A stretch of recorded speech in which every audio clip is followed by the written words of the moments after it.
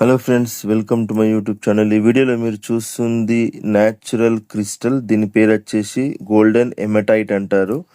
ఇది crystal healing చేస్తుంది అన్నట్టు, మనకు స్పిరిచువల్ హీలింగ్ అన్నట్టు. చాలా యూస్ఫుల్ ఇది న్యాచురల్ క్రిస్టల్. మీరు లెఫ్ట్ హ్యాండ్కి వేసుకుంటే రిసీవింగ్, రైట్ హ్యాండ్కి వేసుకుంటే గివింగ్ అని అంటారు.